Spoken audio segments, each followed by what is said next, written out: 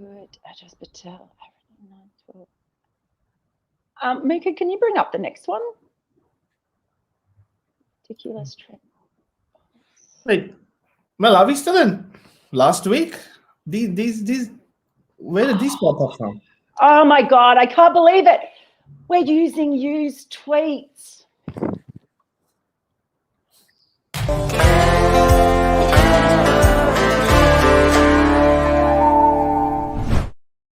Hello and welcome to The Good, the Bad and the Ridiculous. Nice of you to join us and have a coffee with you.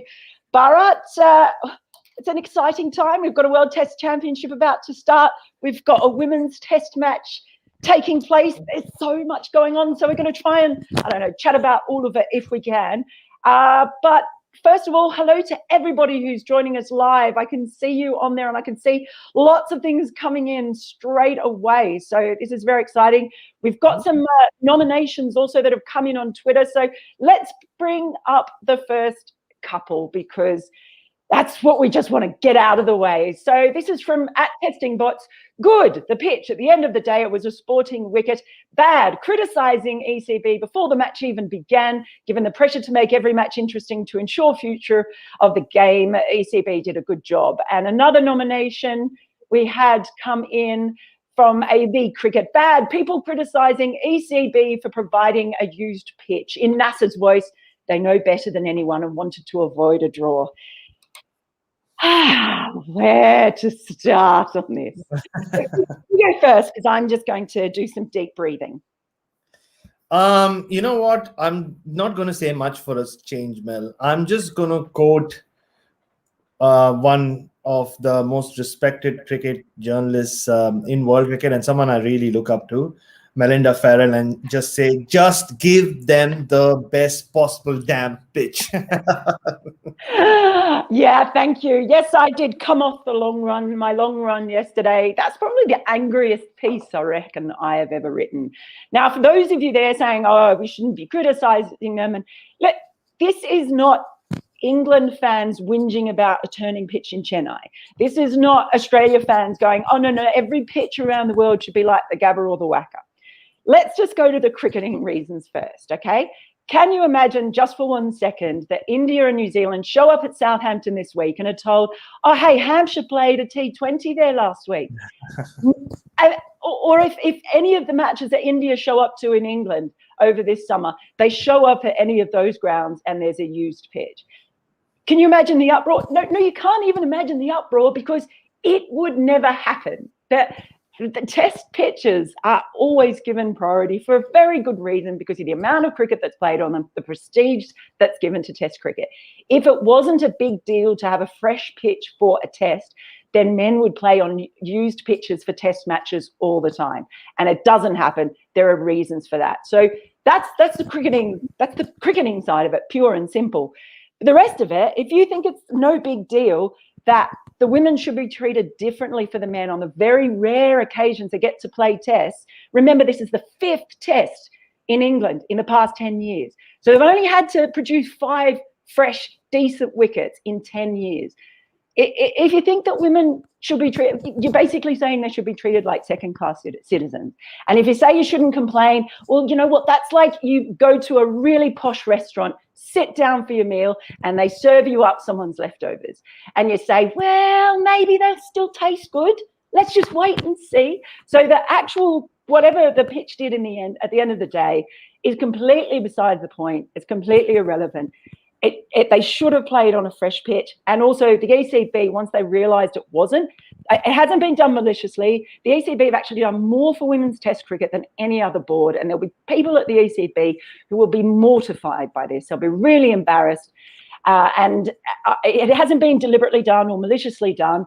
I believe it's been a miscommunication and a various load of assumptions at a ground that has never hosted a test. But it shouldn't have happened. And hopefully by the uproar that's happened over this, we won't have to say it again because I can tell we've been saying this for years and years. Last time at Taunton in 2019, they produced used pitch that did sweet FA for 4 days.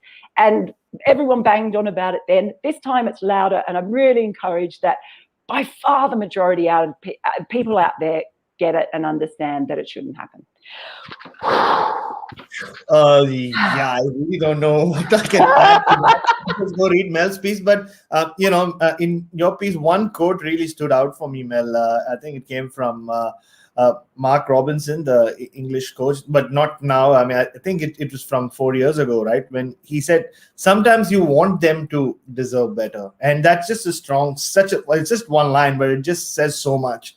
And you're right. I mean, it's tough to argue about the women not being taken for granted here. Like you said, I'm sure there's no malice in the fact that they didn't want this test match to go on a used pitch. And nobody served, I mean, to use your slightly disturbing analogy, nobody served like leftovers on purpose. It's just that there's been a miscommunication in the kitchen, which shouldn't happen. It would, like you said, it would never happen in a men's test. It doesn't happen. So when it doesn't happen in a men's test match, why should it happen? Because you provided everything else. The broadcasters are there. It's being shown in all the countries in the world. It's here on Fox. It's been shown in India. So while that is being done, and you promoted it as well, it is part of the part of your package whenever they show it on Sky or whenever they have an ACB program for the summer. So when you've done all that, why, and the most important thing, what is the one thing we speak about the most in cricket? It's the pitch, and that it's your primary objective and primary duty to provide a fresh pitch. Yes, we saw a very good first day's play, and the batters had their way and the bowlers had their way, but still it doesn't take away from the fact that it was a big letdown that they allowed this test match to go on a used pitch. It did. Okay, let's put the pitch aside and talk a bit more about what happened. So our next nomination, and I will get to some of those live ones coming in. Good. This is from, I can't see. It's these lights in my eyes. Something Mana. It's our regular Sunak Mana. Yeah. Good. Jhulan Goswami's incredible fitness at the age of 38. And next one, out of 22 yards, good. Jhulan Goswami bowling like a dream. And I think we've had some others comment on her as well. I think, where are they? Who did I see? Someone in there. There we are. Jay Santoki saying, bad, ridiculous. Goswami has played for India for 20 plus years and has only played 10 test matches.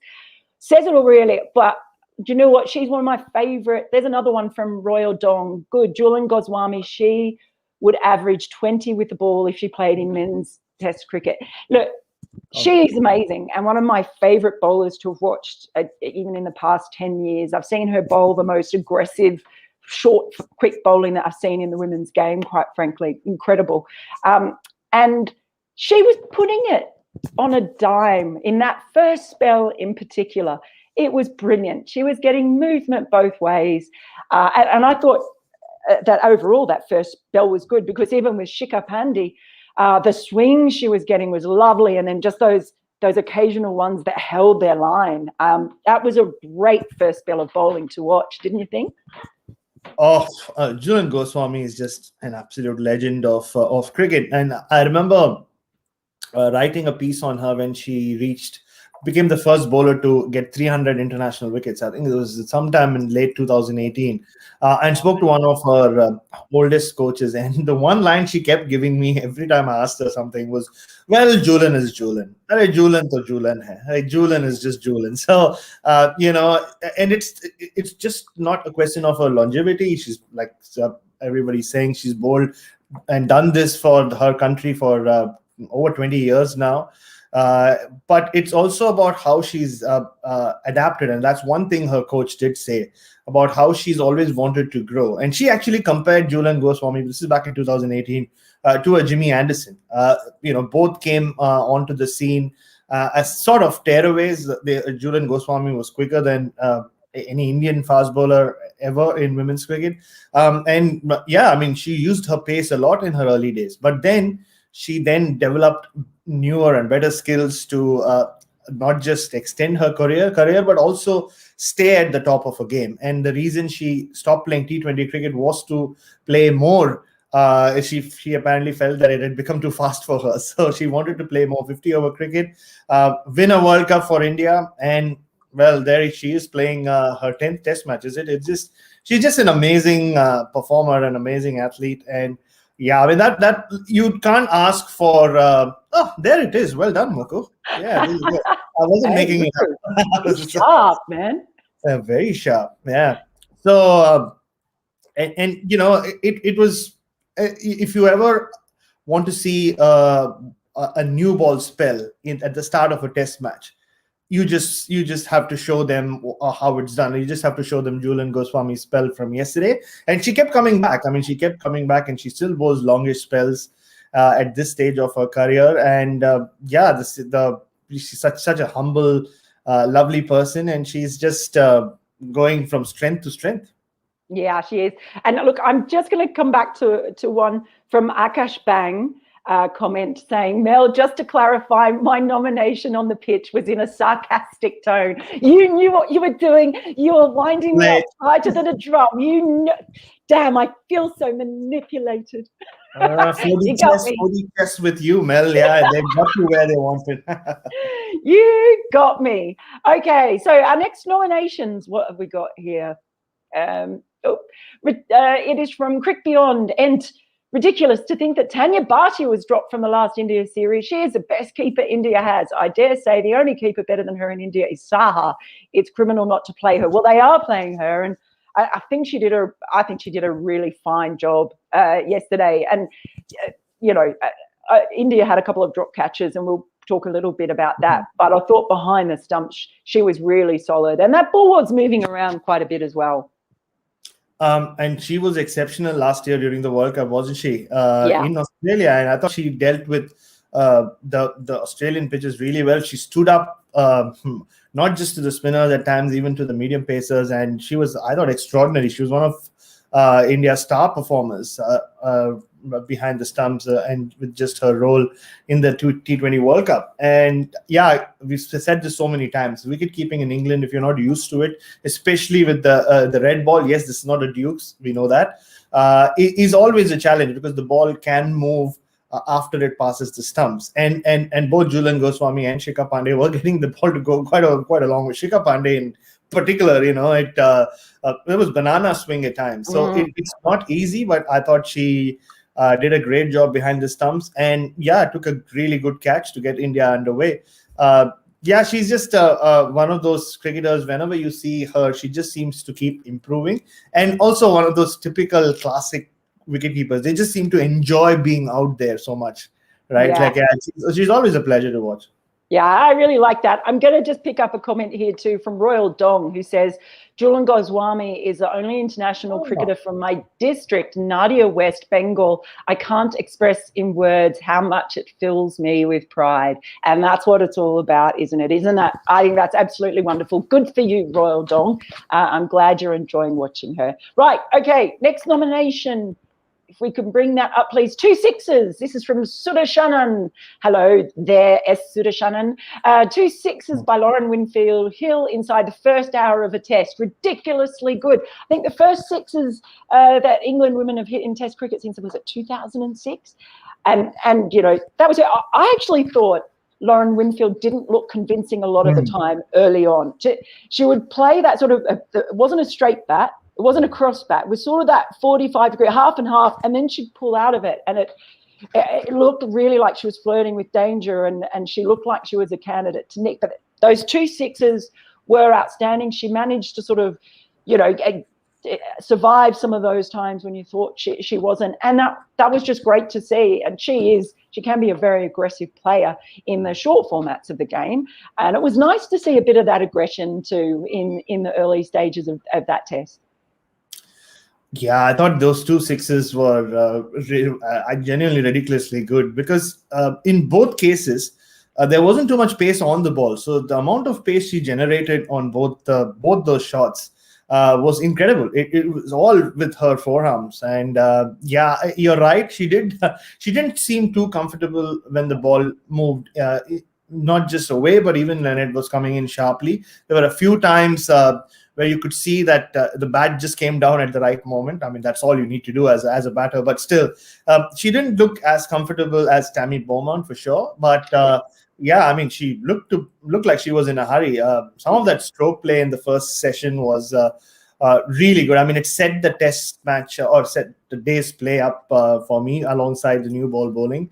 Yeah. I mean, I read somewhere. Is it true, Mel? You have to correct me if I'm wrong. That the English women hit just 2 sixes in the T20 World Cup last time, or that was, I think, isn't that the previous one? They have had a problem with their 6 hitting. Yeah, for sure. It has been in the past, but essentially in the game altogether, that has improved massively in the past. In the past few years, we see a lot more of it.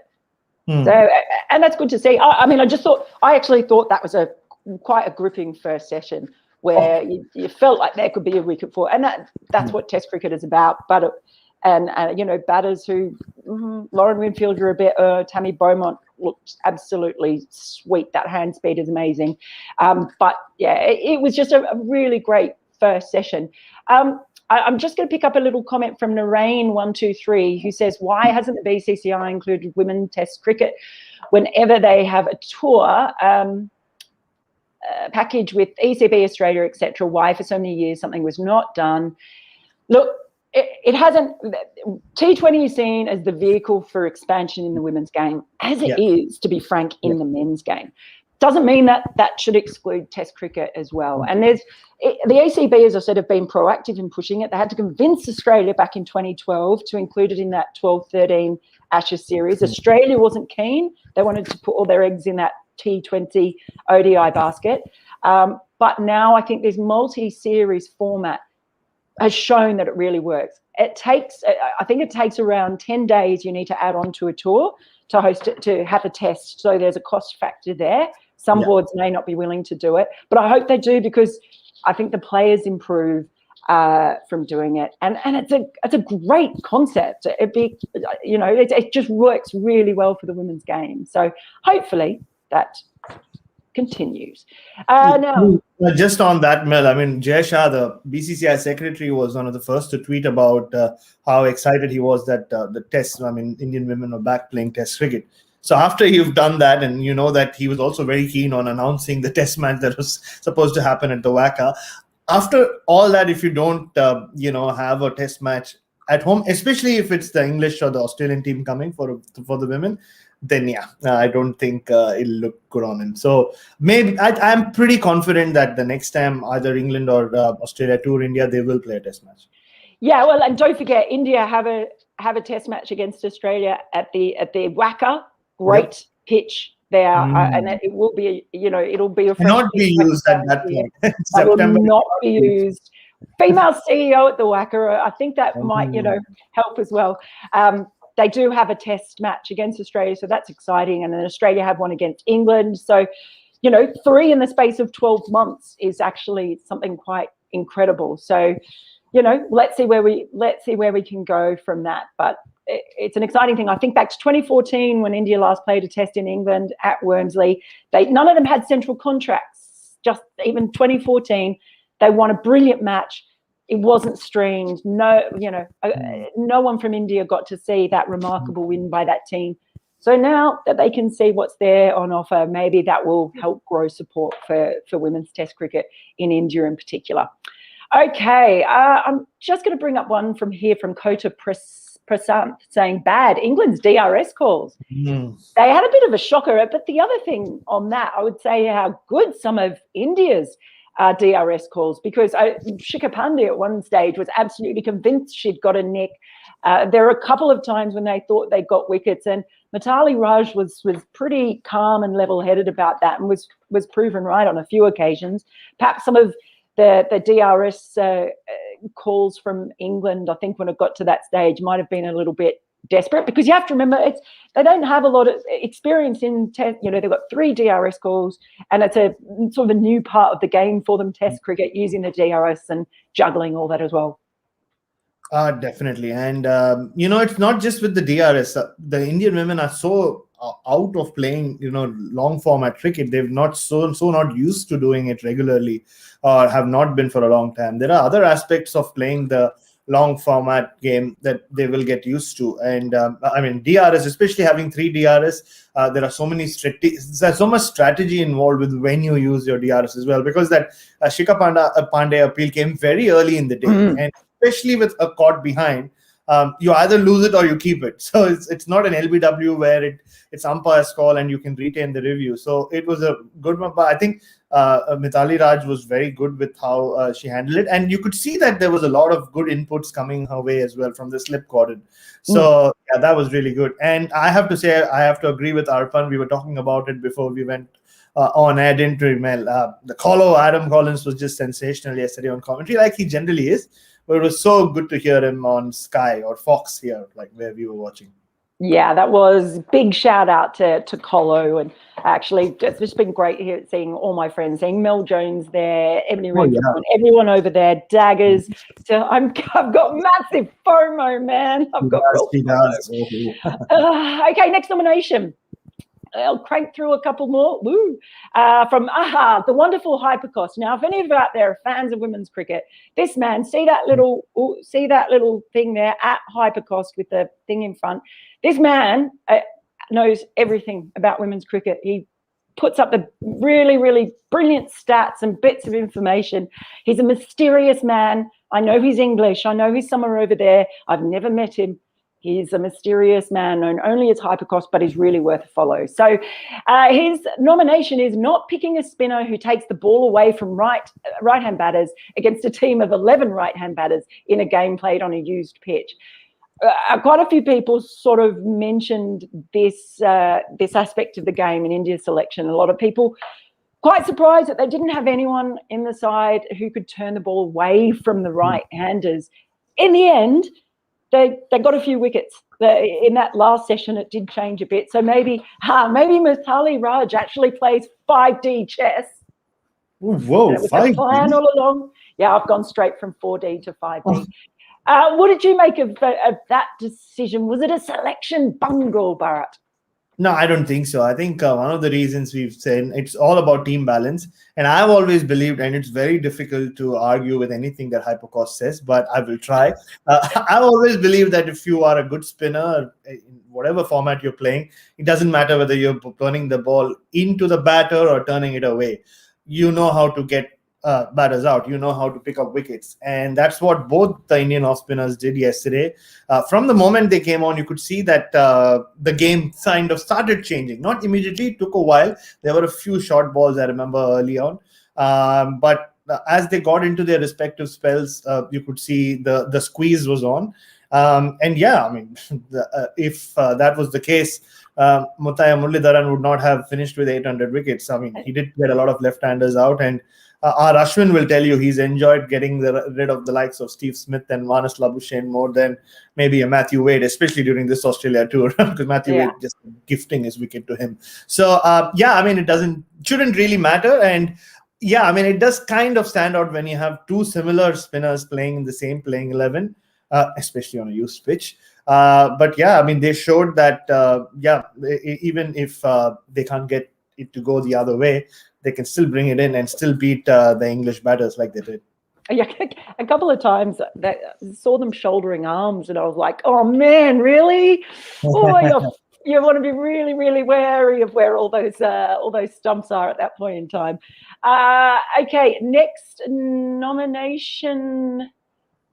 From Snehal 888, good. Tammy Beaumont picking up from where she left off in New Zealand in international cricket. Bad India's fielding, ridiculous. Shafali Verma's catch, more ridiculous in the context of India's fielding standards in this match. I actually saw one from Shivateja Nadimetia, I think it is, saying good India catching. Well, I mean, when they caught it, it was good. Yeah. It was the dropped ones that possibly weren't good. That one from, I felt really sorry for Jhulan Goswami, because boy, did she deserve a wicket. She really did. Yeah. That wasn't good. That was a bad drop by Smriti Mandana in the slips. That was bad. And second drop as well from Sharma. But that Shafali Verma, every time I've watched that Shafali Verma catch, because she didn't look particularly comfortable there at all. Oh, it was like she's back on her heels and her hands were right up. How the hell she got to that? It looked better every time I watched a replay of it. So that was really something else, and it did stand out. Tanya Bhatia had a good catch as well. So it was a bit of a mixed bag, I guess, the fielding. Definitely. I think the catches that did go down were catches that should have been taken. I'm not even going to use the rider at that level. At any level, they should have been taken. And again, with the slip catching for Smriti Mandhana, how often has she still had slipped, to the red ball? Like, I know it's not the Duke's ball. Wasn't doing too much after, getting the edge. It was still a Kookaburra, but still, it's just things that these cricketers will get used to as they continue to play more and more long form cricket. And slip catching, especially in 4-day cricket, is all about concentration, right? It's all about concentration. And just the way that catch was dropped, you could see that it was not a technical mistake. She didn't go too soon or go too early. It was just that slight little bit of concentration loss. And that's how slip catches go down. But yeah, they made up for it brilliantly. And yeah, Shafali Verma catch was just because I don't know how you're right. I don't know how she got the distance, because it really looked like a very athletic, acrobatic dive, right? She kind of collapsed, but she just somehow managed to get that stretch her arm enough to get her fingers under the ball. It was quite an extraordinary short leg catch. And I saw someone tweet about how she has been a wicketkeeper for a large part of her very young life. So, she showed some incredible reflexes for that catch. And Tammy Beaumont, that nomination was there as well for good. Yeah, she just is one of those superstars of cricket, right? I know, she does get spoken of quite a bit. I wouldn't say that she's underrated at any extent, but you just want to hear more about Tammy Beaumont. We spoke about how wonderful Jhulan Goswami was with the new ball, classic test match bowling. But that was classic test match batting, what we saw from Tammy Beaumont. Like, if you are an opener at any level and you want to know how to deal with the new ball, just watch Tammy Beaumont yesterday. And yeah, she's such a special player. Yeah, and it's the bow. Hello, Ollie. the bat speed on that pull shot. It is absolutely super to watch. A really exciting one. I can see Menas there. Hello, Menas and Arpan talking about my mum's nice place. She'll be very happy to hear that. But also, she's a bit upset because the orchid doesn't. She doesn't think people can see her lovely orchid well enough. So please admire. Here's Mum's orchid. So just letting you know that's there. Very important. Yes, it is a lovely side table. Yes, thank you. Now, next nomination. Here you go. From, I sometimes find this font hard to read. Anmol Kakar. Anmol Kakar, 27. What was good? Indian team playing tests after 7 years, 8 years, really. Yes, it is. It is fantastic to see, and I'm really pumped about it. I'm pumped about seeing Mitali Raj bat, because this is a really great format for her. She is a legend, and I think brilliant to see 2 38-year-olds. So there are some players in this team who weren't born when Mitali Raj made her debut for India. That is absolutely incredible. We talk a lot about Jimmy Anderson at 38, but those two there, and I'm really glad they're finally getting to play this test match on TV so that everybody can enjoy it. So that's what I say. Yeah, that's brilliant. Yeah, I was still in school when Mitali Raj made her debut. That's how long back, or for how long she's been playing this sport at the highest level. And yeah, Smriti Mandhana, another one who's played one test match so far in her career. She's such a classy batter to watch. Sorry. And there are so many in this playing 11. I'm so sorry. I have to be careful. Right. It all comes down to not having covered enough women's cricket. I'll be honest. I wish I had covered more. But you know what? I'm really looking forward to the upcoming Australian summer, not just the India series, but also the women's Ashes. So yeah, there will be no that slip won't happen again. So please pardon me if it does happen in between. But it's okay. It's okay. It's a naturally evolving thing. So it is. Still, it we acknowledge it. It's so important to acknowledge it. If I can learn, everybody can learn. That's just a dialogue from Rocky. Sorry. It's there's so much to look forward to in this test match, and also to Mithali Raj and co will be here in Australia. They played that last test in 2006, right? It's so I've seen that picture a few times of them at the Adelaide Oval, and it's amazing. They're ageless, Jhulan Goswami and Mithali Raj.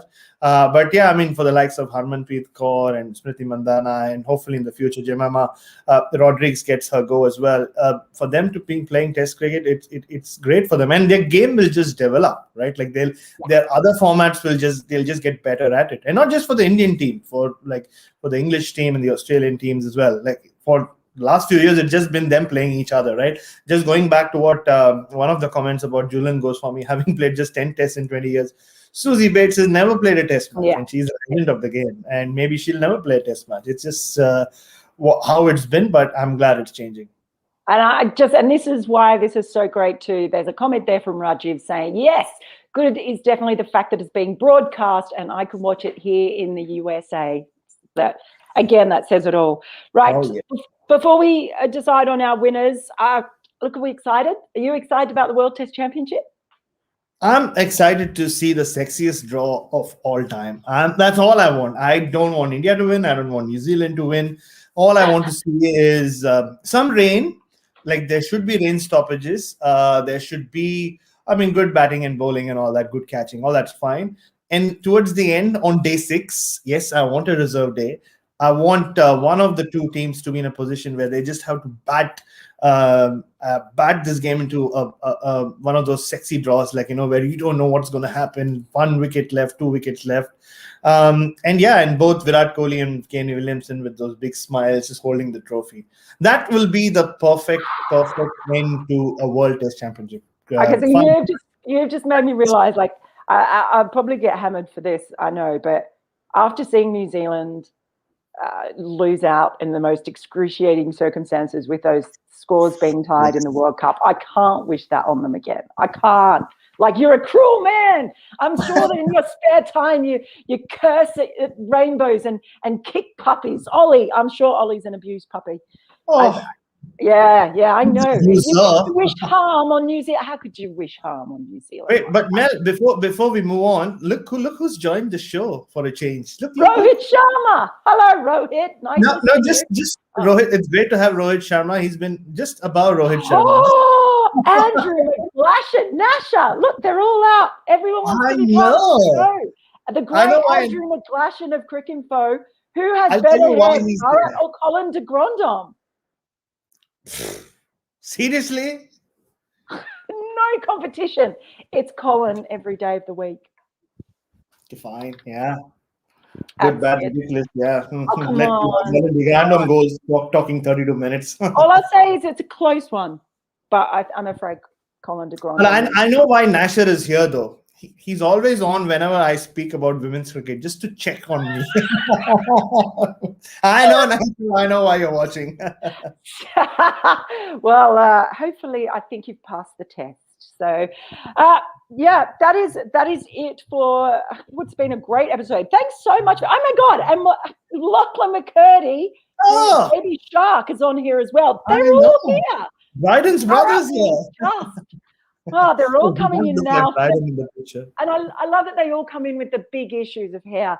And I'm really upset that mine doesn't get a mention. Yeah. To be fair, I've got a bad hair day and it's cold. Right then.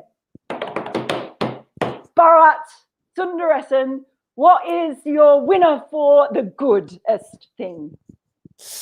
I'm sorry, I don't want to sound like I'm sitting on the fence, but it was just actually the entire day's play. It was just beautiful. I thought it was the English batters putting on a show in the first session, and then continuing on in the second session, and then India slightly clawing their way back. And towards the end, I think the day's play finished with both sharing the honors, as they say in Test cricket, especially. So I thought. I saw Rajiv's nomination earlier. The pace of the play was perfect. I thought it was just wonderful, classic Test cricket. Yeah, the only thing that was wrong with the pace was that India didn't get through their overs, which is very unusual in the women's game. But yeah, we'll see how that pans out tomorrow if they can get through them all. Okay. What was the baddest thing? Yeah, tough to pick anything which was bad yesterday, but I'm sorry I'm bringing that topic out again. It's anyone who saw the day's play and then they said, oh, all these people who are moaning about the pitch were wrong. Oh, look at that. Like, I know some comments were said sarcastically, but you know what? Yeah, it is what it is. Like it should not have happened. And once again, Mel, before we move on, I have to shout that out again. Just give them the best possible damn pitch. Yes, you can read that story on Sporting News where I did angry. Angry face. No, actually what I was, when I saw it, I was the meme of the Pakistan fan. You know, the guy who's like, no. True. That was me. And your ridiculousest winner for the day. I have to be slightly partisan, I guess. Like it was just watching the Indian women, do their whole get into the huddle and go, go India. And like, I loved it. It was wonderful. Like we've seen them do it in other formats as well, but to see them all in whites and just see them walk out and play. Like in my lifetime, I've rarely seen Mithali Raj and Jhulan Goswami play Test cricket, because most times they did play Test cricket was not televised when back home in India. Very few times you've seen them in whites. So for me, that was just ridiculously good. And I'm 36 years old. I hopefully have a long time to go on this planet. I hope to see them in whites a lot more often, and not just Mithali Raj and Jhulan Goswami, but all those other wonderful cricketers in the Indian team. Amen. What a good way. Well, we've got so much coming up. Well, we're going to have 2 games running at once. So please do hashtag Good Bad Ridiculous. Send us those nominations on Twitter. Look out, the show's going to be on at the same time every day. So please come and join us. We really, really appreciate it. We love having you all on here. It means a huge amount to us. Oh, look at Muku's getting fancy. I tell you what, He's really getting fancy. Check that out. That boy's on top of the game. Yeah. Muku the Magnificent. Yes, so thanks all of you for joining us. Lots of love from us. We'll be back tomorrow with more. So keep the hashtags coming, and we'll see you tomorrow.